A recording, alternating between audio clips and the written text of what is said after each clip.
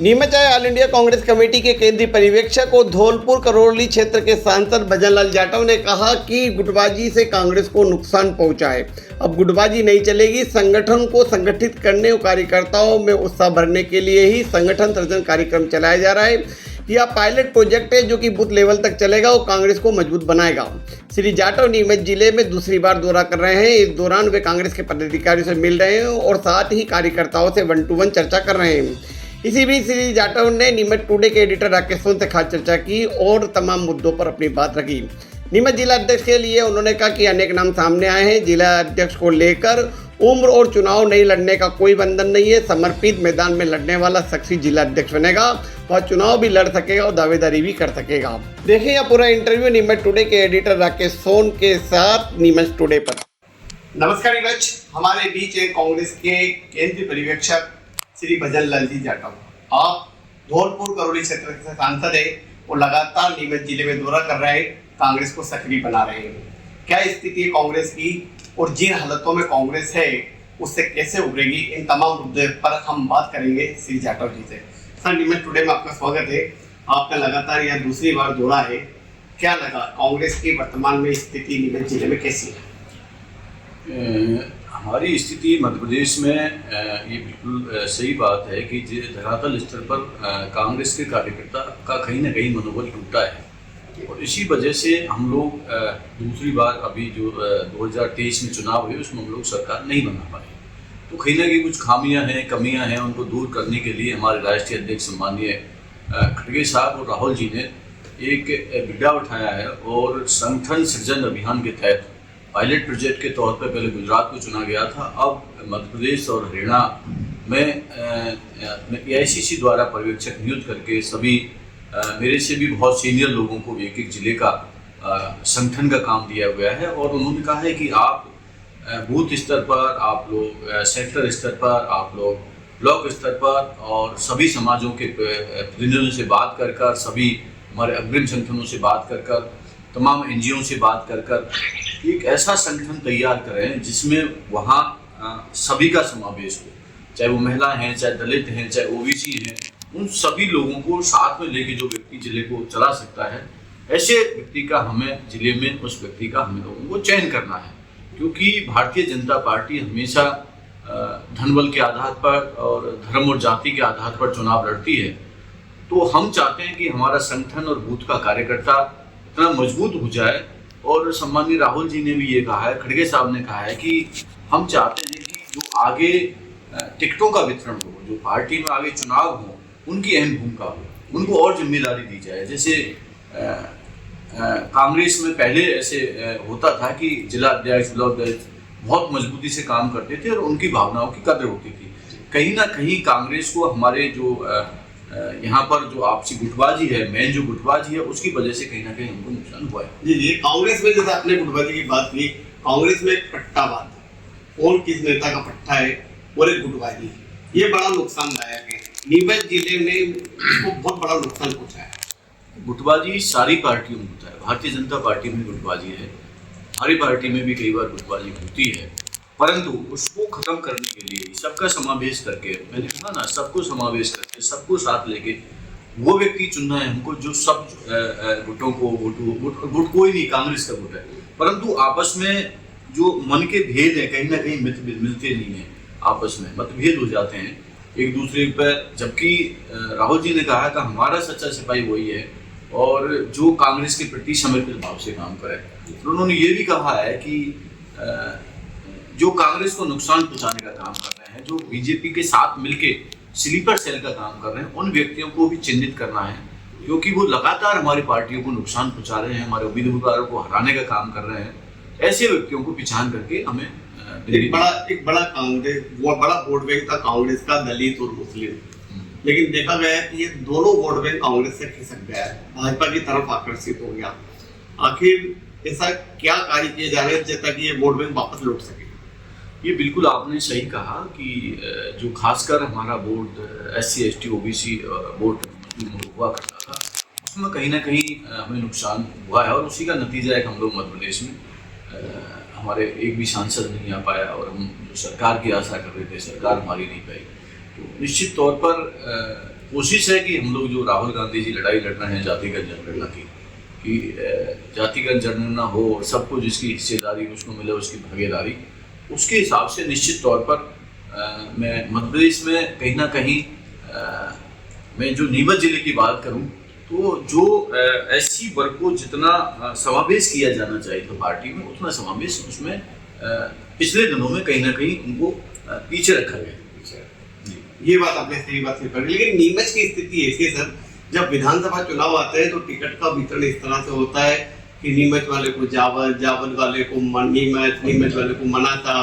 और जब लोकसभा का चुनाव आया पिछली बार तो दिलीप सिंह गुर्जर को वहां से लाकर यहाँ लड़ाया गया। मतलब इससे कहीं ना कहीं स्थानीय लीडरों में एक अभाव देखा गया। देखो ऐसा है, ये ऊपर हाईकमान का फैसला होता है और कोई मायने नहीं रखता है। देश का प्रधानमंत्री गुजरात का रहने वाला है, वहाँ से चुनाव लड़ा, बनारस से चुनाव लड़ा है, कहाँ वोट कहाँ चीज, ये सब चीजें पार्टी में नहीं चलती हैं। लोकप्रियता किस नेता की अच्छी है उसको वहाँ से चुनाव लड़ा, और ये स्वाभाविक है। स्थानीय तौर पर जो विधायक हैं जिनका चुनाव होता है, वहाँ के लोगों की भावना होती है कि विधायक हमारे क्षेत्र का हो, परंतु कई बार स्थिति ऐसी अनुकूल बन जाती है कि उनको और इसकी वजह से ऐसा नहीं कि हमें नुकसान भी हुआ है, ऐसा उसका नुकसान भी है। और सारी चीज़ों को हम लोगों ने बिल्कुल एक एक चीज़ को बड़ी बारीकी से देखा है। हर व्यक्ति से बात करिए, हर समाज से बात करिए, एक एक चीज़ का हमने लिखित रूप में अवलोकन भी किया है। और अवलोकन के साथ साथ हम उस चीज़ को हमारे हाईकमान के सामने बिल्कुल ईमानदारी, निष्ठापूर्वक, जो हमारे यहाँ के लोगों की, नीमच की जनता की भावना है, हमारे कार्यकर्ताओं की भावना है, एक एक भावना को हम हमारे शीर्ष नेतृत्व। जिला अध्यक्ष का क्या क्राइटेरिया तय कर रहे हैं? जिला अध्यक्ष का हमारा क्राइटेरिया ये है कि जिसमें एससी का व्यक्ति भी हो, एसटी का भी हो, महिला भी हो, और उसके अलावा जो सब व्यक्तियों को साथ में लेके चले। ना तो कोई ऐसा क्राइटेरिया है कि वो व्यक्ति चुनाव नहीं लड़ेगा, ना ऐसा कोई एज फैक्टर का क्राइटेरिया है। ऐसा कोई क्राइटेरिया नहीं है। जो कांग्रेस का सच्चा सिपाही है, पिछले 5 वर्ष में कम से कम कांग्रेस में रहा हो और कांग्रेस के प्रति समर्पित भाव से उसने काम किया हो, वही हमारा सच्चा सिपाही है। उम्र बंधन को लेकर भी कई सारी कवायद चल रही थी, हालांकि जीतू पटवारी ने बाद में स्पष्ट कर दिया कोई हमारा उम्र का बंधन नहीं है। ऐसा किसी भी उम्र का व्यक्ति, किसी उम्र का व्यक्ति, इससे कोई फर्क नहीं पड़ता। आदमी में क्वालिटी क्या है, उसकी क्वालिटी पर डिपेंड करता है। ये भी एक जो जिला अध्यक्ष बन जाएगा वो विधानसभा का दावेदार नहीं है। ऐसा कोई क्राइटेरिया नहीं है। मैंने कहा ना, ऐसा कोई क्राइटेरिया हमारे पास नहीं है कि जो व्यक्ति जिलाध्यक्ष बन जाएगा। राहुल जी ने कहा कि जिलाध्यक्ष ऐसा सशक्त होना चाहिए जो पिछले जमाने के अंदर स्क्रीन कमेटी में बैठ के जिला अध्यक्ष और हाईकमान टिकटों का फैसला करते थे। तो वो चाहते हैं कि जिला अध्यक्ष की टिकट बंटवारों में अहम भूमिका होनी चाहिए, क्योंकि कई बार क्या होता है, उधर का नेता इधर फेंक देता है, इधर का नेता उधर फेंक देता है, दूसरी पार्टी को बहुत बड़ी क्षति हुई है। उसको खत्म करने के लिए लेकिन पावरफुल बनाना चाहिए। एक चीज देखी गई है सर कि कांग्रेस में जब मैदान में आकर लड़ने का वक्त होता है तब कांग्रेस के नेता मैदान में नहीं आते हैं, चुनावी मौसम में उभर कर आ जाते हैं और टिकट के दावेदार बन जाते हैं। ऐसी स्थिति में इन नेताओं की क्या हालत रहेगी? इसीलिए तो संगठन सिद्धांत अभियान की जरूरत पड़ी है। इसलिए जरूरत पड़ी है कि ऐसा फाइटर कौन है जो आके भारतीय जनता पार्टी की नीतियों के खिलाफ लड़े, भारतीय जनता पार्टी के झूठ का पर्दाफाश करे। और भारतीय जनता पार्टी एक चीज में बहुत मास्टरमाइंड है, धर्म और जाति पर। और मैं खासकर जो हमारे दलित भाई हैं उनको गुमराह करने के अंदर आज के देश में यदि सबसे ज्यादा बाबा साहब भीमराव अम्बेडकर का कोई विरोधी है तो भारतीय जनता पार्टी है और नरेंद्र मोदी है, जिन्होंने आरक्षण को खत्म करने का प्रयास किया जा रहा है। तमाम बैकडोर से तमाम जो हमारी प्राइवेट संस्था हैं उनके द्वारा भर्तियां की जा रही हैं, उसके अंदर कहीं आरक्षण का प्रावधान नहीं है। ये कहीं ना कहीं दलितों के प्रति षड्यंत्र हो रहा है कि जो तमाम हमारी जो सरकारी संस्थाएं हैं उनको बेचा जा रहा है। जो चाहे वो रेलवे है, चाहे वो आपका एयरपोर्ट्स है, चाहे आपका आपके ये रेलवे स्टेशन है, आपका चाहे भारत पेट्रोलियम है, चाहे आपकी ये अपना LIC है, जो तमाम उच्च संस्था हैं जो भारत सरकार की के प्रॉफिट में चल रही हैं, उन संस्थाओं को कहीं ना कहीं निजी हाथों में दिया जा रहा है। अब बताओ, जब वहां पर प्राइवेट में दे देंगे तो कैसे आरक्षण मिलेगा वहां पर? इस तरीका से लेटरल एंट्री के ऊपर राहुल जी ने मामला उठाया, वो शांत कराया। लेटरल एंट्री से एंट्री भर्ती कर रहे थे, उसमें आरक्षण की व्यवस्था नहीं है। तो ये सब चीजें हैं, आप सब लोगों ने नीमच में देखा है। लेकिन दलित और मुस्लिम वोट में खिसकने का एक बड़ा कारण ये है क्योंकि मोदी सरकार में एक डायरेक्ट बेनिफिट मिले, जैसे प्रधानमंत्री आवास योजना है। दलितों के घर कभी कच्चे हुआ करते थे, आज पक्के बन गए। कहीं चूल्हे लकड़ी के चूल्हे जलते थे, वहां पर उज्ज्वला योजना के तहत गैस कनेक्शन मिलना शुरू हो गया। एक समय गैस कनेक्शन भी नहीं था, लोगों के बैंक खाते हो गए, डायरेक्ट बेनिफिट मिलना शुरू हुआ। तो ये जो योजना है इससे कहीं ना कहीं दलित वर्ग का नुकसान तो हुआ है, ये मानते हैं? ये बहुत अच्छा मुद्दा आप लोगों ने बताया कि गरीबों के पीएम आवास बन रहे हैं। आपको पता है पहले पीएम आवास इंदिरा गांधी के नाम से थे, इंदिरा गांधी आवास। कोई आवास नहीं बने। आप रिकॉर्ड उठा के लगेंगे, अभी जितने आवास बनने चाहिए थे, मैं रूरल डेवलपमेंट कमेटी का मेंबर्स हूँ, मैंने सारे डेटा को देखा है। पीएम आवास जो मिल रहे हैं ना, वो अमीरों को मिल रहे हैं, गरीबों को नहीं मिल रहे। और जो पहले मिलते थे वो इंदिरा आवास मिलता था। क्या 1,20,000 में आप घर बना सकते हो? 1,20,000 की राशि कोई उपयुक्त है क्या घर बनाने के लिए? कम से कम एक घर बनाने के लिए कम से कम 2 से 2.5 लाख रुपए चाहिए, और जहाँ पहाड़ी क्षेत्र है वहां से कम 4 से 5 लाख रुपए चाहिए। मैंने पूरे देश का भ्रमण किया है, पीएम आवास के मैंने सारी योजनाओं में पूरे देश में भ्रमण किया है। पूरे देश के अंदर मैं कर्नाटक में तमिलनाडु गया, मैं जम्मू कश्मीर गया, वहां पर 5 लाख का पीएम आवास बन रहा है और 1.5 लाख 1,20,000 की सब्सिडी बन रही है। तो इसका मतलब जिसके पास 3.5 लाख रुपए होगा वही तो घर बनाएगा। इसका मतलब पैसे वाले बना रहे हैं, गरीब को तो घर मिल ही नहीं रहा। तो ये जो चीजें चल रही हैं ये बिल्कुल एक तरह से, और रहा आपने गैस चूल्हे की बात करी, एक बार सिलेंडर कितने पैसे का आता है? 1,1100 रुपए का। आप ये देखिए, एक बार सिलेंडर दे दिया, गले में सिलेंडर लटका दिया, उसके बाद अब आप देखिए उसके गैस भराने के लिए पैसे ही नहीं है। घरों में सिलेंडर रखे हैं और रोटी वही चूल्हे पे बन रही है। हम प्रत्येक मंथली हम लोग सब्सिडी देते हैं। हम सिलेंडर 450 350 रुपए में देते हैं। जो 11 रुपए का सिलेंडर है ना आज, वो हम लोग 350 रुपए में दिया करते थे। एक महीने का 700 रुपए सब्सिडी दिया करते थे। डायरेक्ट खाते में सब्सिडी जाती थी, सब्सिडी खत्म कर दी।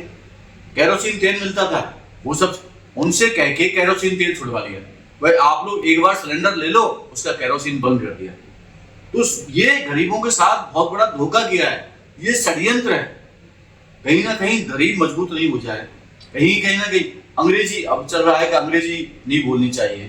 तो ये नेता जितने भारतीय जनता पार्टी के हैं, इन सबके बच्चे विदेशों में क्यों पढ़ रहे हैं? पढ़ाओ ना सरकारी स्कूलों में, पढ़ाइए ना।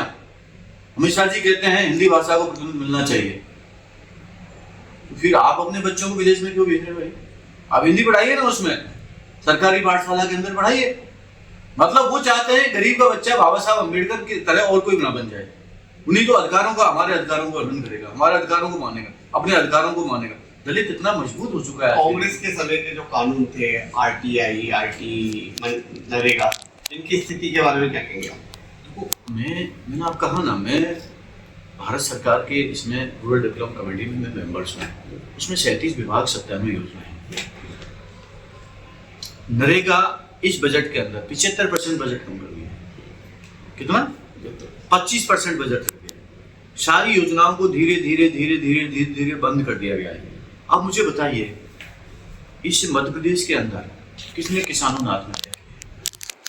क्योंकि सूखे के कारण, बेरोजगारी के कारण मध्य प्रदेश में कितने किसानों ने आत्महत्या की है? अडानी को सब्सिडी पर जमीन मिल जाती है, अंबानी को सब्सिडी पर जमीन सस्ती दर पर मिल जाती है। किसी किसान को सस्ती दर पर जमीन दी क्या? और उनके लिए कर्जे माफ है। इस देश को हो क्या रहा है? उनके कर्जे माफ हैं, किसानों के कर्जे माफ नहीं है। ऐसा क्या कारण कि किसानों ने कर दिया उनके कर्जे माफ नहीं हो पा रहे हैं? उनको जमीनें फ्री दी जा रही हैं। जो इंडस्ट्रीज अब जगह जगह लग रहे हैं, चाहे सोलर प्लांट है, चाहे ऑयल मिल्स हैं, चाहे आपका कोयला की खदान है, चाहे एयरपोर्ट्स हैं, चाहे रेलवे है, रेलवे का ट्रैक पहुंच जाता है गोदाम तक। गरीब के लिए ट्रेन क्यों नहीं निकल रही? छत गिर रही है, छत टपक रही है, छत टूट रही है एयरपोर्ट्स की बनी हुई है। पुरानी एयरपोर्ट्स को देखिए, इतने शानदार बने हुए।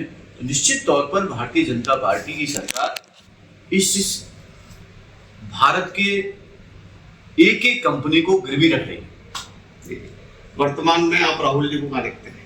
राहुल जी भविष्य के हमारे नेता हैं, निश्चित तौर पे है। वो जो कहते हैं वो भारतीय जनता पार्टी को दिन सवेर मानना पड़ता है। उन्होंने कहा जनवरी के महीने में कोरोना की ऐसी वेव आएगी कि आप लोग पहले फर्स्ट वेव में कहा उन्होंने, आप लोगों ने जो आपका ये जो आपका हवाई जहाज हैं ये बंद कर देनी चाहिए और आपको सतर्क रहने की जरूरत है। अभी से बाहर के विदेश के लोगों पर प्रतिबंध लगा देना चाहिए। राहुल जी की मजाक उड़ाई उन्होंने। अरे ये तो गलत कह रहे हैं, ये तो हर चीज को जो कांग्रेसी कहता है वो देशद्रोही, बीजेपी का कहता है बहुत बड़ा राष्ट्रभक्त है। ऐसे राष्ट्रभक्तों को हिंदुस्तान को जरूरत नहीं है। और कोरोना आया, कैसे कैसे लोगों की मौतें हुई, 30 साल 35 साल 50 साल के लोग चले गए। वैक्सीन, राहुल जी ने कहा वैक्सीन का रिसर्च ही नहीं हुआ ठीक ढंग से, वैक्सीन लगाई जा रही है। अरे ये तो लोगों का दुश्मन है, ये तो हिंदुस्तान के दुश्मन है, ये कैसे सवाल उठा रहे हैं इस पर। उसी वैक्सीन से आज लोगों के हार्ट अटैक हो रहे हैं, लोग मर रहे हैं। और वैक्सीन जिस कंपनी ने बनाई उसी ने चंदा ले लिया, भारतीय जनता पार्टी उसी कंपनी से चंदा ले लिया। मेरा कहने का मतलब है भारतीय जनता पार्टी ये दलित विरोधी पार्टी है, गरीब विरोधी पार्टी है, किसान विरोधी पार्टी है, सिर्फ अमीरों की पार्टी है। कांग्रेस बीजेपी का एक बड़ा आरोप रहा है कि कांग्रेस राम भक्त और राम धर्म से भटक गई है, इसलिए सत्ता से दूर हो गई है। कैसा रामराज चाहिए? ऐसा रामराज चाहिए जो देश को भेज दे। रामराज था जो सबको काम मिलता था, सबके साथ समानता का अधिकार होता था, सबके साथ भेदभाव होता था। वो राम मंदिर जहाँ राम मंदिर बना उसकी जमीन में घोटाला कर दिया बीजेपी ने, उस जमीन के अंदर ही घोटाला कर दिया। कितने अरबों रुपए खा के गरीबों की जमीन ले ली और रहा सर्टिफिकेट की हमें जरूरत नहीं है।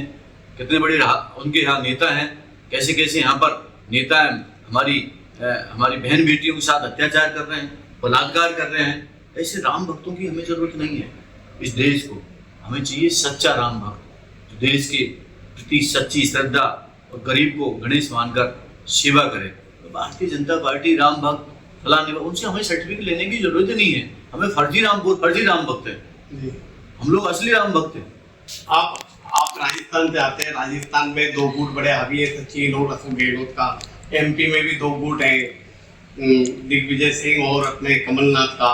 तो ये गुटबाजी अलग अलग राज्यों में, इससे देश में तो कांग्रेस पूरी तरह से आपस में बटी हुई है। सत्ता तक कैसे पहुंचेगी? हमारे यहाँ कोई गुट नहीं है। क्या शिवराज सिंह और मोनिया तक गुट नहीं है? शिवराज सिंह में क्या कमी थी? देश में यहाँ तक 3 बार वो यहाँ के सीएम रहे और जिनके नाम पर इन्होंने सरकार लिया है उनको उठा के फेंक दिया और नए आदमी को लाके बिठा दिया। राजस्थान में ऐसे व्यक्ति को लाके बिठा दिया जो कभी सरपंच रहा, एक बार भी चुनाव लड़ा नहीं, और उसको लाके बिठा दिया। वसुंधरा जी नाराज होकर बैठ गई कि मुझे क्यों नहीं बनाया, और लोग भी नाराज होकर बैठ गए। अब उनको पता ही नहीं चल रहा सरकार है कौन चला रहा है। सिर्फ करप्शन, भ्रष्टाचार, शिष्टाचार बन गया। मध्य प्रदेश में कहावत हो गई है, भ्रष्टाचार शिष्टाचार। जमीनें खरीदी जा रही हैं भ्रष्टाचार के पैसे से। आज नीमच में क्या रेट है जमीनों का? मैंने तो पूछा यहाँ के लोगों से, इसके फुट से जमीन है। पैसा कहाँ से आ रहा है? पैसा आना है राजनेताओं ने महंगी की है। भारतीय जनता पार्टी के राजनेताओं ने करप्शन, लूट खसूट सारी चीजें कर रहे हैं, आरोप हम पे लगाते हैं। अरे भाई हमारा तो सरकार ही नहीं है, आरोप हम पे लगा रहे हैं। हम चाहते हैं किसानों की कर्ज माफ हो, गरीबों को न्याय मिले, महिलाओं का सम्मान मिले। आए दिन आप देखते हैं वीडियो आ रहे हैं जगह जगह, हर स्टेट के अंदर कितना अत्याचार कर रहे हैं भारतीय जनता पार्टी के लोग, महिलाओं के ऊपर रेप कर रहे हैं। अब देखिए क्या हालत हो रही है। तक के घोषणा हो जाएगी जिला अध्यक्ष। हम लोग इसी 31 तारीख और 1 तारीख तक, 1 जुलाई तक हम लोग पूरी रिपोर्ट शीर्ष नेतृत्व को दे देंगे। आगे फैसला शीर्ष नेतृत्व को करना है। हम लोगों को 6 नामों के लिए नामांकित किया गया है। इसमें हम लोग एक एक चीज पूरी बारीकी से, हमारे साथ मध्य प्रदेश से भी कुछ लोग लगाए हैं, प्रदेश कांग्रेस कमेटी से, उन सब से बातचीत करके यहाँ की जनताओं की भावनाओं को करके, और जो निडर हो, जो भारतीय जनता पार्टी से लड़ सके, ऐसा व्यक्ति हम लोग जिलाध्यक्ष होना चाहिए। धन्यवाद। आप थे भजन लाल जी जाटव साहब, जो कि कांग्रेस के केंद्रीय पर्यवेक्षक थे और नीमच जिले में वे लगातार दौरे कर रहे हैं। वो कांग्रेस की स्थिति को उन्होंने बारीकी से देखा है। तमाम मुद्दों पर उन्होंने हमसे बात की। नीमच टुडे के लिए राजा कुरेशी के साथ राकेश की रिपोर्ट।